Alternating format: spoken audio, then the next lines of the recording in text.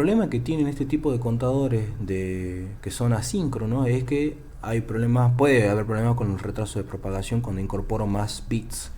El retraso de propagación, este TPD, de cada flip-flop es algo que se tiene que tener en cuenta. Es el retraso, habíamos visto que es el tiempo que tarda en dar una respuesta, digamos, en cambiar de estado. Si tengo n flip-flop, el enésimo flip-flop, o sea, el último flip-flop, no va a responder sino hasta un tiempo igual a n por este tiempo de transición, o sea, por la cantidad de flip-flop, por el tiempo de propagación, tiempo de retraso de propagación. Bien, ese es el tiempo entonces que voy a tener que esperar hasta que el último flip-flop haga su cambio efectivo de estado y esté el estado final del contador que sea necesario en ese momento, porque recuerden que el contador pasa por varios estados sucesivos. Entonces cuando tenga que mostrar un estado, efectivamente va a mostrar ese estado cuando haya pasado este tiempo y no menos. Bien, entonces si se fijan acá hay dos casos donde tengo un contador de 3 bits, que en este caso es ascendente, asíncrono, y tengo un clock que tiene por periodo 1000 nanosegundos. Bien, y los flip-flops se asumen que tienen cada uno un tiempo de retraso de 50 nanosegundos. Entonces, ¿qué es lo que sucedería acá? A va a ir mostrando su complemento. Si se fijan acá, esto es por transición dependiente negativa. En esta transición dependiente negativa, A cambia de 0 a 1 hasta la próxima transición dependiente negativa, donde A cambia de 1 a 0, y así sucesivamente.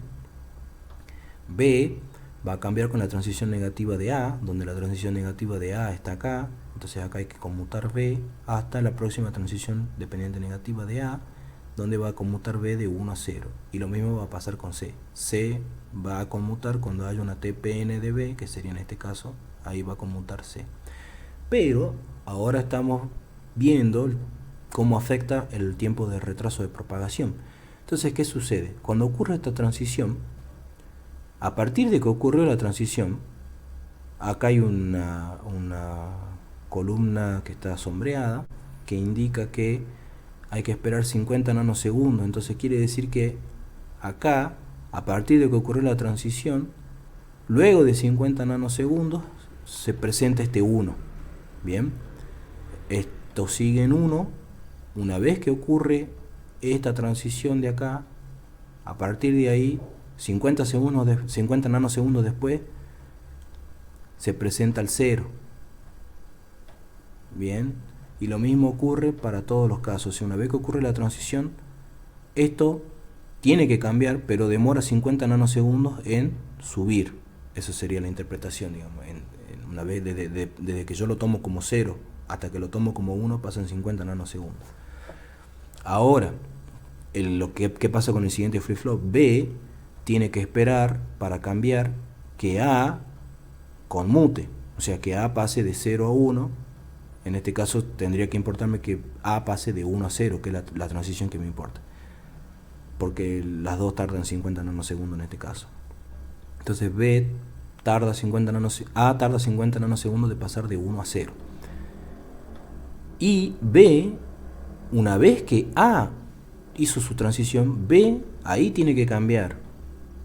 Entonces este cambio de 0 a 1 depende de los primeros 50 nanosegundos que A tardó en pasar de 1 a 0, y va a demorar otros 50 nanosegundos, que es lo que se va a demorar B en pasar de 0 a 1. Entonces desde este 0 hasta este 1 hay 100 nanosegundos que tengo que esperar. Y ahora lo mismo pasa con C. C va a tener que esperar ese efecto acumulado de A hacia B, y una vez que esté B, que B haya pasado de 1 a 0 en 100 nanosegundos, porque son 50 y 50, C en ese momento va a subir de 0 a 1, y eso va a implicar otros 50 nanosegundos. Entonces voy a tener que el cambio de C va a ser efectivo luego de 150 nanosegundos, y así sucesivamente puedo ir sumando este efecto. En este caso no se ve que sea muy apreciable o muy trágico, porque 1000 nanosegundos frente a 50, 100, a 150, 1000 nanosegundos es muy grande respecto de estos tiempos que son muy cortitos. Son de tener en cuenta, pero por el momento aparecer en este caso de 3 bits no hay mucho problema, pero si yo aumento más bits esto empeora. Bien, el otro ejemplo que está acá muestra que aún con 3 bits, sin agregar más, que repetimos que agregar más significaría sí tener problema, en este caso tenemos solo 3 y lo que hicimos, los tiempos de los flip-flop no cambian. Cada flip-flop sigue teniendo el mismo tiempo de retraso de 50 nanosegundos, pero el tiempo de reloj, ahora que se quiso hacer, se lo achicó, se achicó el periodo. Achicando el periodo quiere decir que esto va más rápido, entre comillas, lo que quiere decir que la frecuencia es mayor. Bien, entonces si yo tengo un periodo cortito de 100 nanosegundos y cada flip-flop demora 50 nanosegundos, lo que sucedería sería lo siguiente. Cuando ocurre la transición de pendiente negativa, A va a cambiar de 0 a 1, pero lo va a hacer una vez que ocurra esta transición. Cuando ocurre esta transición, A cambia de 0 a 1, pero se tarda 50 nanosegundos. Pero acá ya no queda chiquitito como estaba acá a la izquierda, sino que acá, si se fijan la señal de clock, pasa 50 nanosegundos abajo, 50 nanosegundos arriba, y así, no como en este caso. Entonces acá demora 50 nanosegundos, cada flip-flop demora 50 nanosegundos, y que eso equivale a la mitad del periodo del clock. Entonces demora mucho, sube, recién sube, y cuando se mantiene en 1, ya ocurre esta transición de acá arriba, que esta transición le indica que tiene que bajar, porque es una transición negativa. Acá la primera transición negativa es esta, que le indica que tiene que subir, y esta transición le indica que tiene que bajar porque está en modo complemento. Pero a partir de eso tiene que esperar 50 nanosegundos para bajar. Entonces acá baja. Y cuando mantiene el 0, acá esta transición, la tercera, le indica que tiene que subir. Pero se demora 50 nanosegundos en subir y sube recién. Y así lo hace sucesivamente. Ahora lo mismo pasa con B. B necesita que A pase de 1 a 0. Y A pasa de 1 a 0 en este caso y en este caso. Entonces a partir de acá, B demora 50 nanosegundos en subir, y a partir de acá B demora 50 nanosegundos en bajar. Bien, y C necesita que B pase de 1 a 0, que ocurre acá, solo acá. Entonces cuando ocurre eso, C complementa. Entonces a partir de acá se demora 50 nanosegundos en subir y cambiar.